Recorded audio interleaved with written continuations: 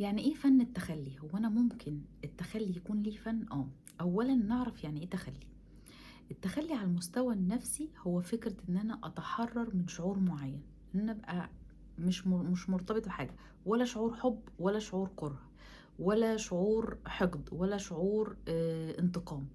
ابقى متحررة من اي مشاعر، اكون انا يعني أكون أنا السبب في وجود هذه المشاعر، مش حد تاني هو السبب في وجود هذه المشاعر. ده معنى التخلي عن المستوى النفسي. طيب التخلي عن مستوى الوعي معناه إيه؟ معناه إن أنا أبطل أختار الآخرين واختار نفسي. معناه إن أنا أقول للأذى استوب، كفاية، أنا مش هتأذي أكتر من كده. طيب ليه الإنسان ممكن إن هو يعيش في علاقة هو عارف إن العلاقة دي مؤذية ليه؟ اول حاجة ان هو يكون اعتاد الالم من وهو صغير، هو متعود على الالم. الحاجة التانية شعوره على طول او تأنيب ضميره او احساسه بالذنب، طول الوقت هو حاسس بالذنب وبالتالي طول الوقت هو حاسس بجلد الذات. الحاجة التالتة هي فكرة ان انا عايز اكون مسيطر، انا مش عايز، انا فشلت قبل كده بشكل او باخر ومش عايز افشل تاني، فانا عايز اسيطر على الاحداث بحيث ان انا مفشلش. دي من الحاجات اللي بتخلينا عالقين في علاقة هي مؤذية، ولكن واحنا عارفين ان هي مؤذية ولكن بنكمل فيها. دول اكتر 3 اسباب بتخلينا نعمل كده.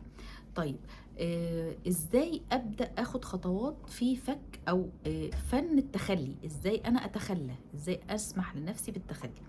اول حاجة ان انا اعترف بان الشخص او العلاقة اللي انا موجودة فيها دي هي علاقة مؤذية، فاعترافي ان ده مؤذي بيساعدني على التخلي.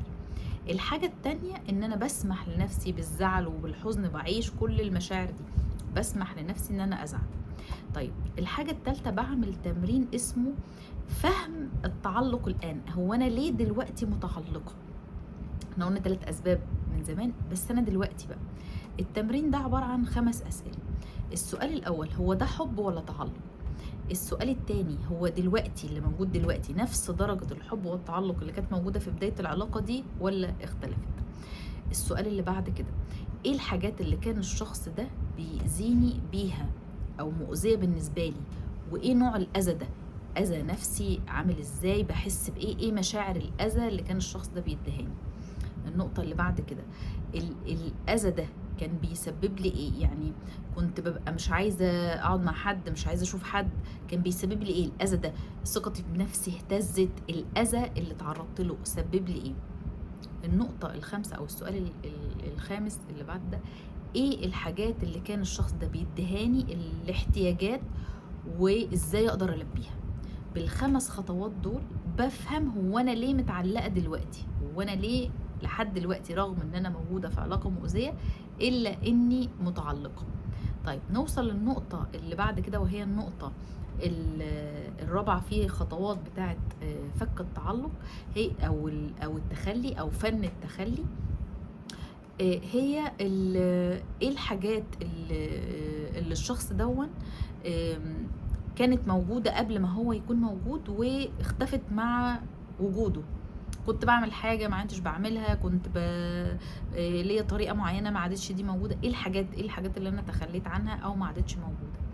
طيب النقطة اللي بعد كده ايه الحاجات اللي انا اكتسبتها ايجابية من الشخص ده؟ ايه الحاجات الايجابية اللي انا اكتسبتها من هذا الشخص؟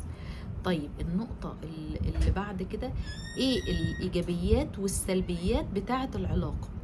ايجابيات وسلبيات العلاقة. النقطة اللي بعد كده في خطوات التخلي ايه العادات بقى الجديدة اللي انا هحافظ عليها واكتسبتها من الشخص ده؟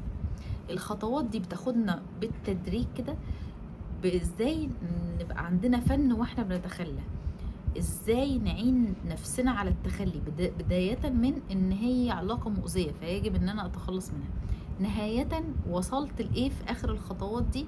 ايه العادات الايجابية اللي انا هحطها في حياتي فحولتها من علاقة مؤذية لحاجات ايجابية انا اتعلمتها اثناء مروري بالمراحل دي. انا بتخلى كل مرحلة منهم بتساعدني ان انا اتخلى عن العلاقة دي، وبتساعدني ان انا افهم نفسي اكتر. اتمنى ان الخطوات اللي انا قلتها النهارده تكون اديتكم مفهوم جديد عن فن التخلي، هنعرف ننفذها خطوات بسيطة بس يعني بسيطة كخطوات، لكن هي محتاجة مجهود ومحتاجة مثابرة، ومحتاجة ان انا طول الوقت اسأل نفسي السؤال: هل انا عندي استعداد لدفع ثمن التخلي؟ عايزة اتخلى وعندي استعداد لدفع الثمن ولا لا؟ لان لو مش ما بدأناش بالسؤالين دول، فاذا احنا مش عايزين نتخلى، احنا اللي ماسكين. فاسأل نفسي: انا عايزة اتخلى ولا لا؟ عندي استعداد لدفع الثمن بتاع التخلي ولا لا؟ انا لايف كوتش شيماء حزة، اشوفكم